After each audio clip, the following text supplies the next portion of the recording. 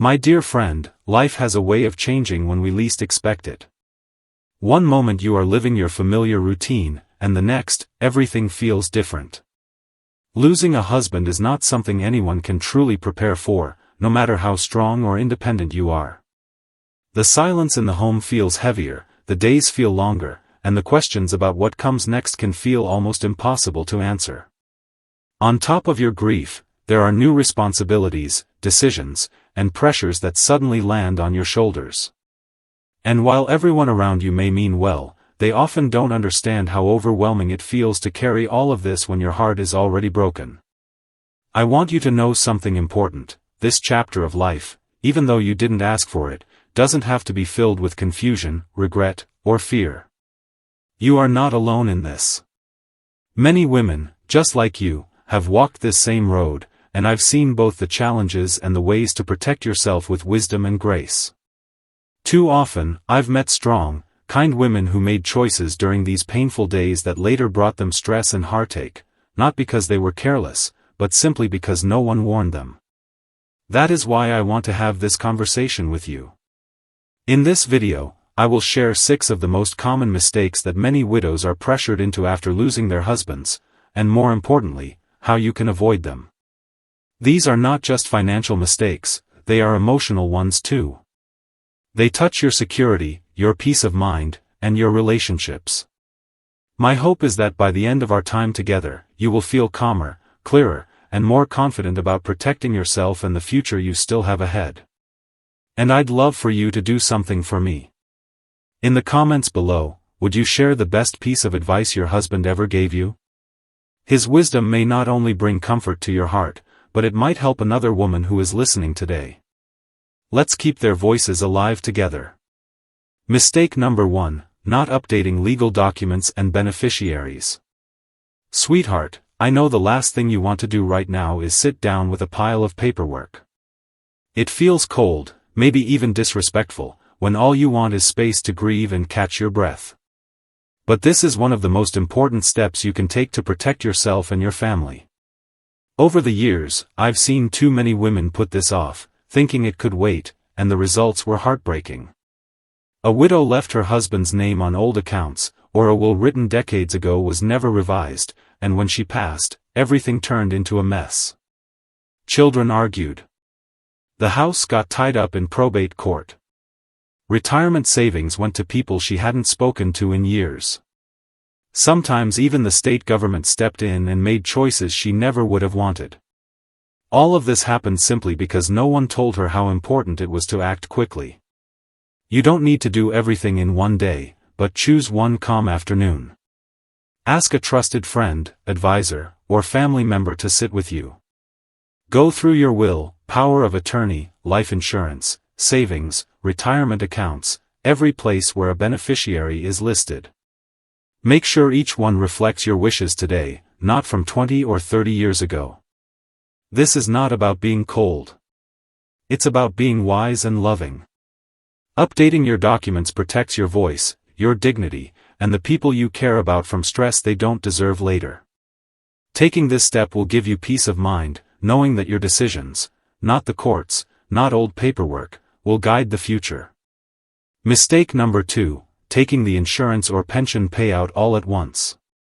When your husband passes, you may suddenly receive a large check from life insurance or a pension. At first, it feels like relief, finally something certain in the middle of so much pain and confusion. You think, maybe I'll be okay. And that thought brings a little comfort. But my dear, I want you to hear this clearly: that money is not a gift to spend freely. It is meant to replace the income your husband would have earned for years to come. I have seen this happen too many times.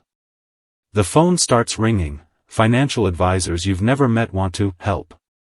Family members share ideas for how you could use the money. Friends ask for loans. Even your own heart says, maybe I'll take that trip, maybe I'll buy something new. And before long, what was supposed to last a lifetime is gone. Not because you were careless, but because grief makes it hard to see clearly. Here's what many women don't know: you don't have to take all the money at once. You can ask for options. You can spread it out through monthly payments, annuities, or structured disbursements. That way, you create breathing room. It protects your future and helps you avoid tax surprises or losing access to benefits. Before you cash that check, sit down with someone you truly trust, someone qualified, someone with nothing to gain from your choice. Once that money is gone, there is no replacing it. Treat it with the care it deserves. You and your husband worked hard for it. Let it carry you gently and steadily into the next chapter of your life. Mistake number 4, rushing to sell the house too soon. When your husband passes, the house may look the same, but it doesn't feel the same. Every corner carries memories, the chair he loved, the garden you planted together, even the quiet sound of his slippers by the bed. At times, those memories bring comfort. But in the early days of grief, they can feel unbearable. That's when people around you, often with good intentions, begin to say, "This house is too big. You should sell and move somewhere easier." And in your heart, you might start to believe them. Cooking in the same kitchen, sitting in the same living room, sleeping in the same bed, it all feels too heavy. Selling the house seems like relief, a way to escape the pain. But here's what I've learned from walking alongside so many widows: rushing to sell your home in the first year of loss often leads to regret. Decisions made in the middle of grief are made in the middle of a storm. That is when you are most vulnerable, and others, buyers, agents, can sense it. Too often, women accept less than the house is worth or make moves they later wish they hadn't. Your home is more than walls and a roof. It holds your life, your traditions, your love story.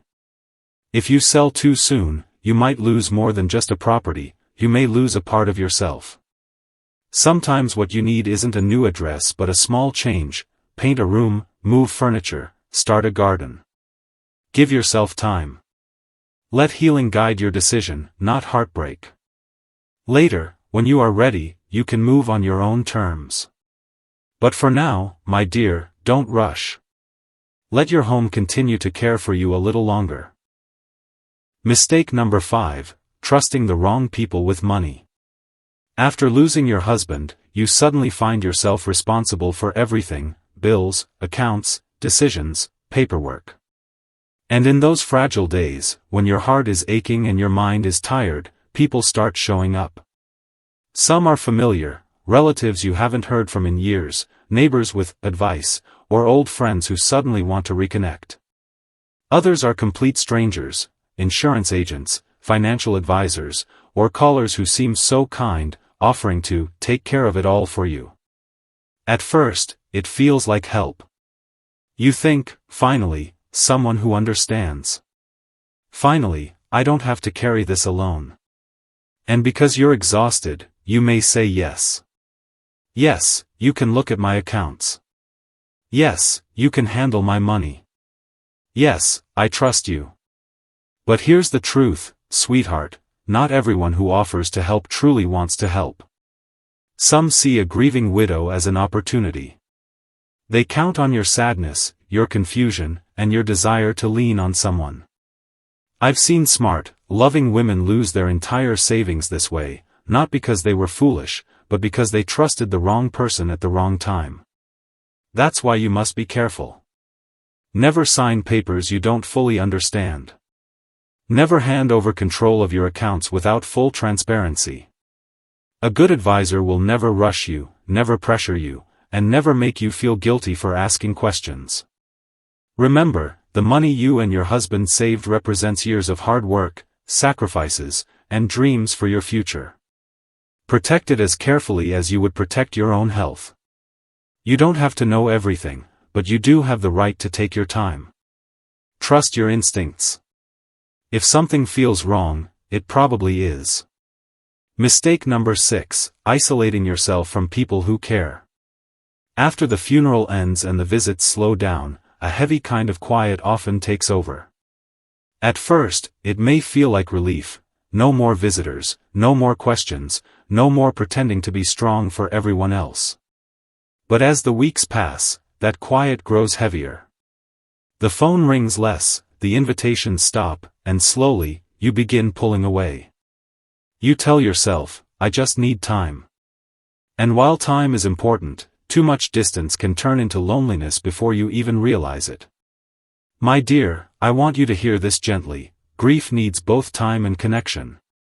You were never meant to carry this alone. It may feel easier to stay home, to ignore calls, to say, maybe later, when friends invite you.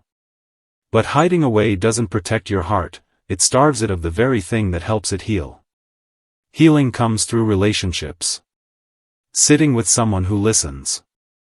Saying your husband's name out loud and sharing a story. Laughing and crying in the same conversation. Those moments don't erase the pain, but they make it lighter.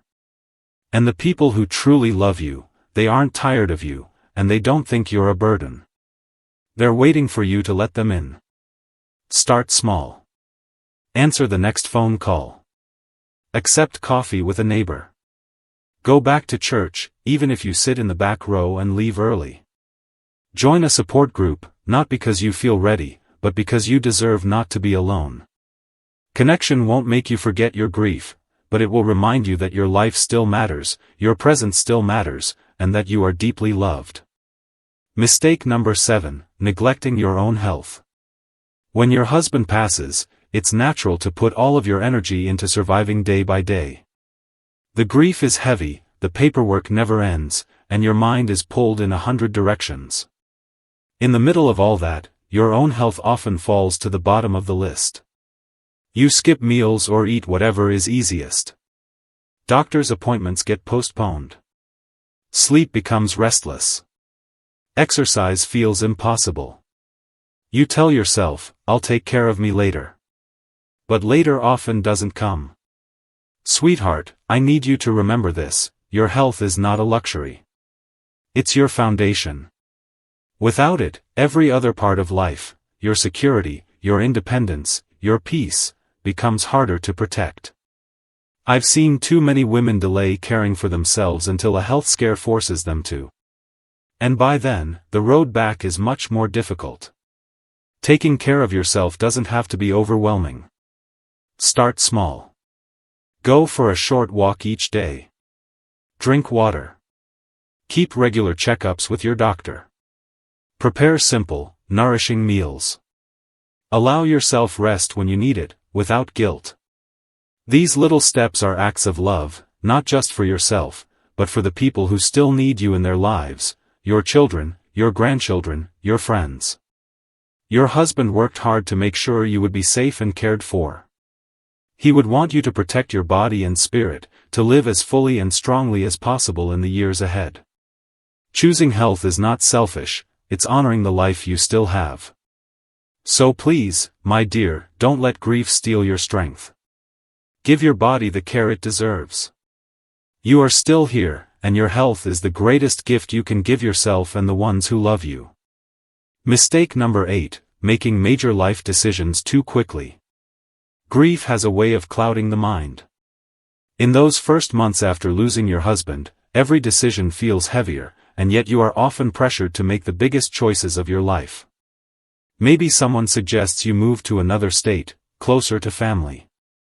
Maybe a friend encourages you to remarry sooner than you're ready. Or perhaps you yourself feel restless and want to make a big change, thinking it will ease the pain. But sweetheart, I want you to slow down. Big decisions made in the middle of heartbreak rarely bring peace. I've seen women uproot their lives, selling everything, moving across the country, or committing to a new relationship, only to look back a year later with regret. Not because the decision itself was wrong, but because it was made before the fog of grief had lifted. Your heart and mind need time to settle before you can see clearly. That doesn't mean you must sit still forever. It means giving yourself permission to wait. Small steps, painting a room, joining a local group, learning a new hobby, can bring comfort without locking you into a choice that cannot be undone. The truth is, your life is still valuable, and your future still matters. You deserve the freedom to make decisions from a place of peace, not from a place of pain. So before you say yes to a move, a marriage, or any big change, pause. Take your time. Ask yourself, am I ready, or am I just trying to escape my grief? The difference matters. Give yourself the gift of time.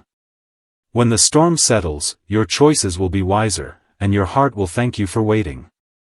My dear, if you have stayed with me through all of this, I want you to know how deeply proud I am of you. Talking about loss, about money, about mistakes we pray never to make, it isn't easy. But you've listened. You've opened your heart. And that tells me something important. You are not just surviving, you are trying, learning, and showing up for yourself. That is strength, even if it doesn't always feel like it. Losing a husband changes everything. It changes your days, your responsibilities, even the way you see yourself. But it does not take away your wisdom. It does not take away your worth. And it certainly does not take away your right to live the rest of your life with peace, with dignity, and with joy. Avoiding these mistakes won't erase the grief. You will still miss him, and that love will always remain. But it will protect your future. It will protect the home and the security you built together. And it will give you the space to grieve without adding unnecessary regret or stress. You are still here. That means your story is not over. This next chapter can be one of strength, healing, and even new purpose. Let it be a story of wisdom, of courage, of choices made with clarity and love. And if this message touched your heart today, I'd ask you to please share it with another woman who might need to hear it. You never know whose burden you might lighten. And in the comments, I'd love to hear, what is one thing your husband used to tell you that still guides you today? Let's honor their voices together. Until next time, please take gentle care of yourself. Rest when you need to, ask for help when you need to, and never forget, my dear, you are stronger than you know.